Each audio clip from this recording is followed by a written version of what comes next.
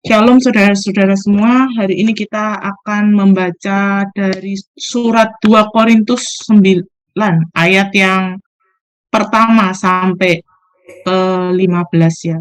2 Korintus 9 tentang pelayanan kepada orang-orang kudus tidak perlu lagi aku menuliskannya kepada kamu. Aku telah tahu kerelaan hatimu tentang mana aku megahkan kamu kepada orang-orang Makedonia, kataku. Akaya sudah siap sejak tahun yang lampau dan kegiatanmu telah menjadi perangsang bagi banyak orang. Aku mengutus saudara-saudara itu agar kemegahan kami dalam hal ini atas kamu jangan ternyata menjadi sia-sia, tetapi supaya kamu benar-benar siap sedia seperti yang telah kukatakan, supaya apabila orang-orang Makedonia datang berkumpul dengan itu, jangan mereka mendapati kamu belum siap sedia, sehingga kami untuk tidak menyatakan kamu merasa malu atas keyakinan kami itu. Sebab itu aku merasa perlu mendorong saudara-saudara itu untuk berangkat mendahului aku, supaya mereka lebih dahulu mengurus pemberian yang telah kamu janjikan sebelumnya, agar nanti tersedia sebagai bukti kemurahan hati kamu dan bukan sebagai pemberian yang dipaksakan. Camkanlah ini, orang yang menabur sedikit akan menuai sedikit juga, dan orang yang menabur banyak akan menuai banyak juga. Hendaklah masing-masing memberikan menurut kerelaan hatinya, jangan dengan sedih hati atau karena paksaan, sebab Allah mengasihi orang yang memberi dengan sukacita.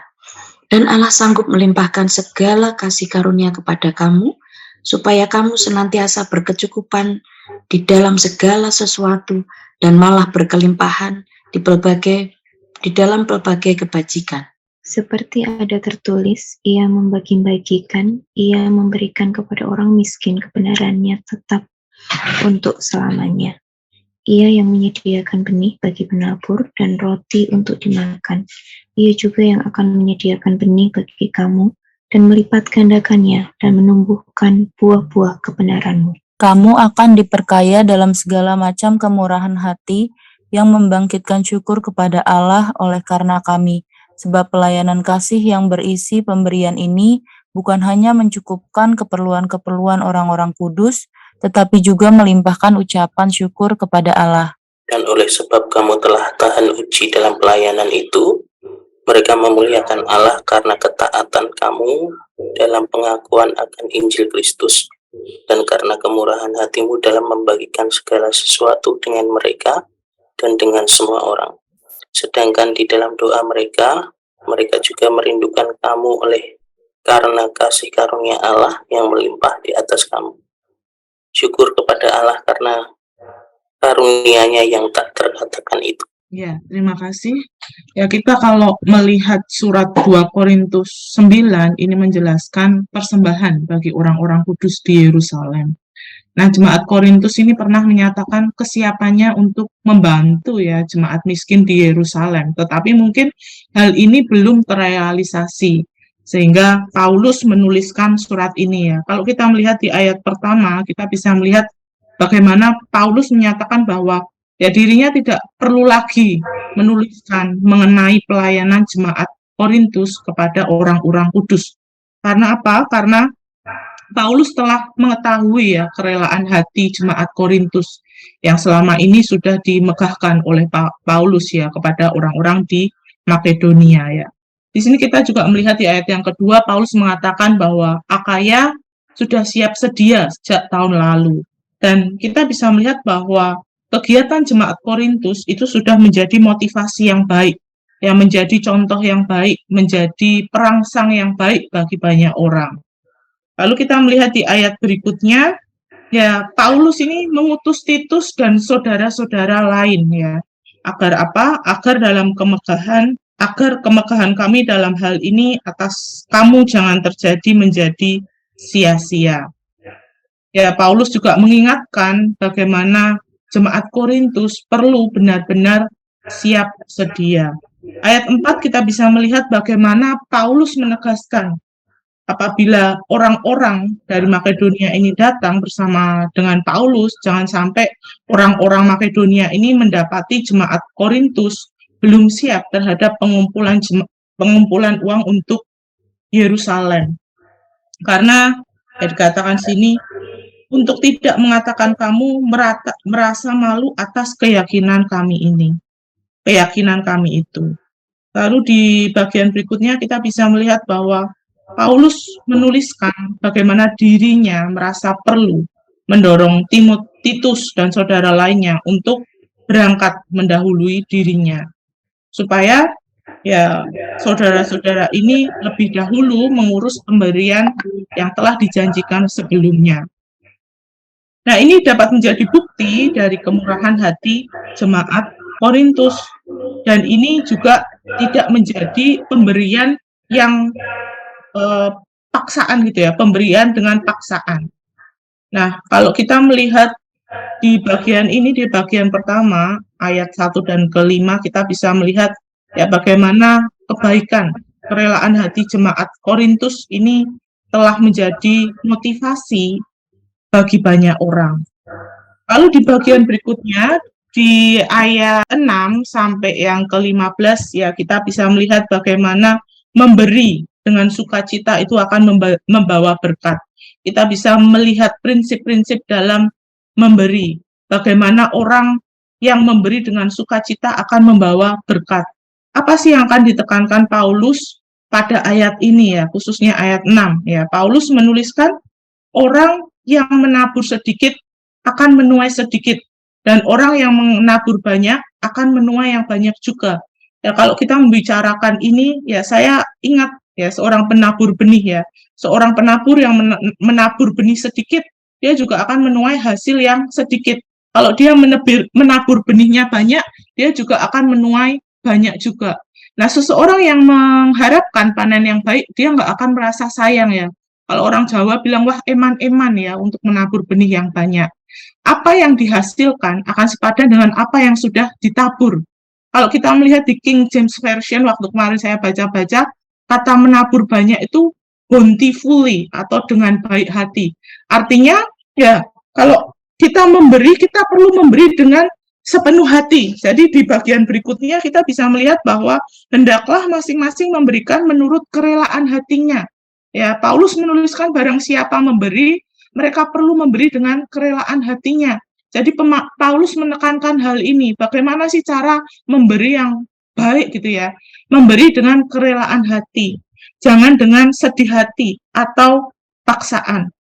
Ya mungkin ya seringkali orang memberi dengan motivasi yang salah, memberi dengan paksaan ya. Tapi di sini Paulus ingin menegaskan mengenai mutu, motivasi kita dalam memberi itu apa gitu. Dan di sini di bagian berikutnya Paulus menuliskan Allah mengasihi orang yang memberi dengan sukacita, karena tidak ada yang lebih indah dari perkenanan Allah kepada kita. Tidak ada yang lebih indah dibandingkan kasih Allah kepada kita. Kalau kita melihat di ayat berikutnya, ya Allah sanggup melimpahkan segala kasih karunia kepada kamu, supaya kamu senantiasa berkecukupan di dalam segala sesuatu, dan malah berkelebihan di dalam berbagai kebaikan. Ya, seringkali orang berpikir, wah kalau kita memberi, uangnya habis ya. Mungkin memberi nggak hanya uang, memberi hal lain ya. Tetapi dalam hal ini kita bisa melihat bahwa kasih karunia Allah kepada kita itu akan dicukupkan. Ya, bagaimana kasih karunia Allah kepada kita, bahkan dituliskan senantiasa berkecukupan, malah berkelebihan. Setiap kita nggak perlu lagi meragukan kebaikan Allah. Nggak ada alasan lagi bagi kita untuk mempertanyakan kasih Allah buat kita. Orang yang memberi dengan sukacita tidak akan kekurangan. Bahkan Tuhan akan mencukupkan kebutuhannya. Ayat 9, ya kita bisa melihat bahwa ia membagi-bagikan, ia memberikan kepada orang miskin, kebenarannya tetap untuk selamanya. Siapa yang memberi dengan kemurahan hati, mereka juga akan mendapatkan kebenarannya.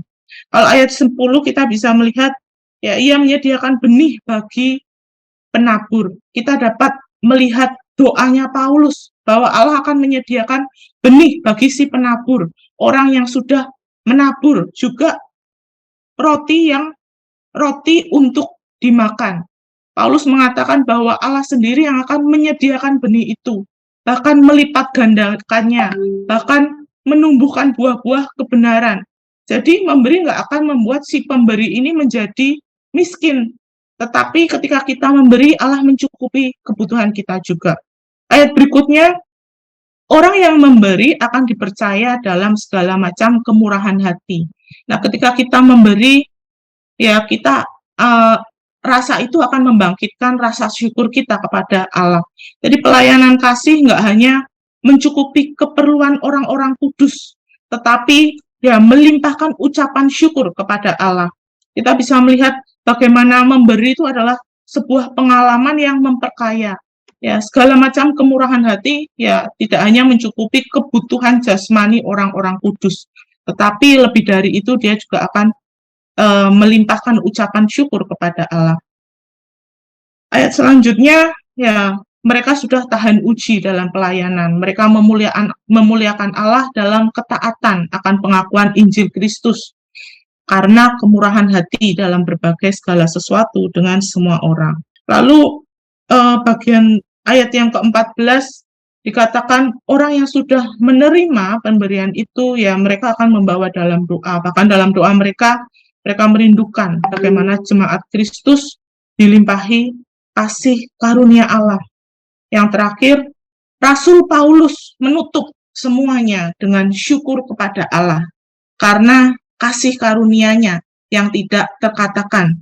Kasih karunia yang tidak terkatakan, karunia yang diberikan kepada jemaat-jemaat yang telah membuat mereka bersedia memenuhi kebutuhan orang-orang kudus. Nah, amanat teksnya, setiap orang perlu memiliki sikap untuk memberi.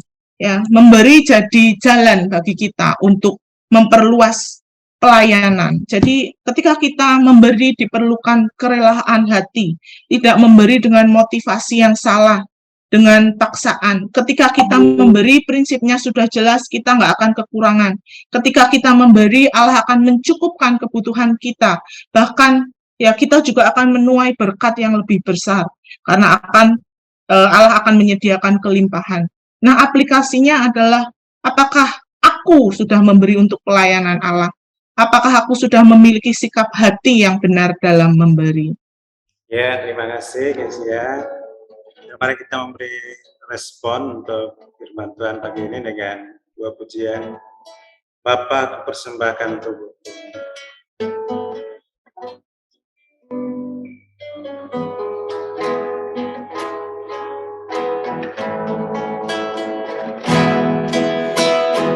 Bapa, persembahkan tubuhku sebagai persembahan yang hidup, kudus, dan yang berkenan padamu, sebagai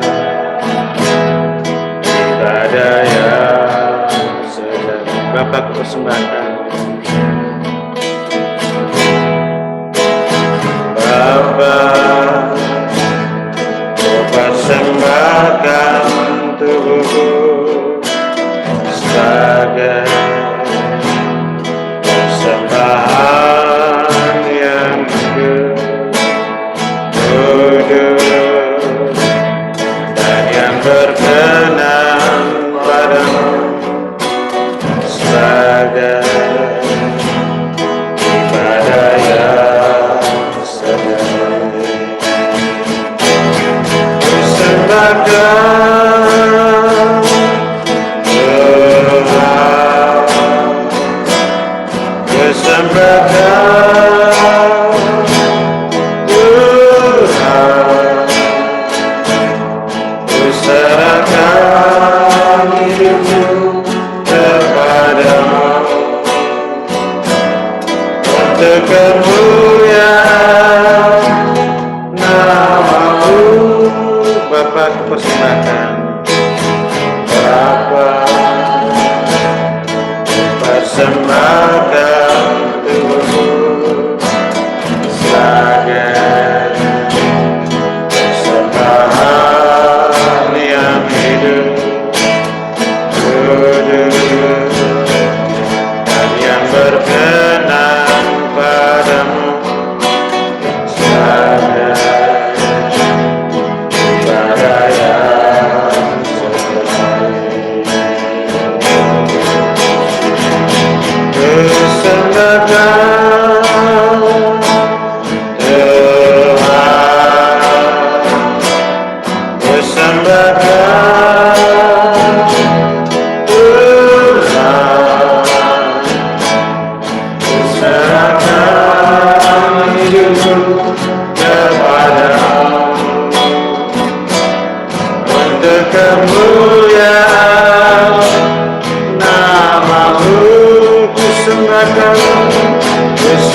sembahkan Tuhan, ku sembahkan Tuhan, ku serahkan hidupku kepadamu untuk kemuliaan nama-Mu. Ku sembahkan, ku sembahkan Tuhan, ku sembahkan Tuhan, ku serahkan hidupku kepadamu untuk kemuliaan nama-Mu, untuk kemuliaan nama-Mu, untuk kemuliaan nama-Mu.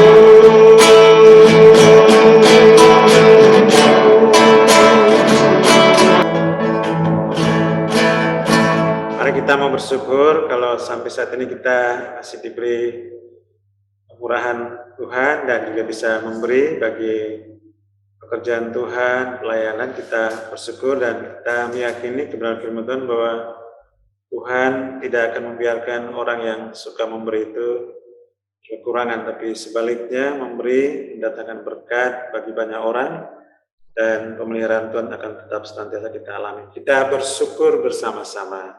Bapa dalam surga, kami bersyukur untuk kasih dan kebaikan-Mu yang memampukan semua kami untuk hidup dan melayani, bahkan memberi hidup kami dan segala yang bisa kami berikan bagi orang lain, bagi pelayanan. Kami memuji dan memuliakan nama kasih setia dan kebaikan-Mu. Kami bersyukur untuk rahmat anugerah-Mu, seraya memegang pada firman-Mu pagi ini, bahwa kami biarlah oleh Roh Kudus dimampukan terus memberi dan memberi untuk hormat dan kemuliaan nama-Mu, mendatangkan berkat bagi banyak orang, dan kami percaya Tuhan pelihara kami dengan anugerah-Mu. Dalam nama Yesus kami bersyukur. Haleluya.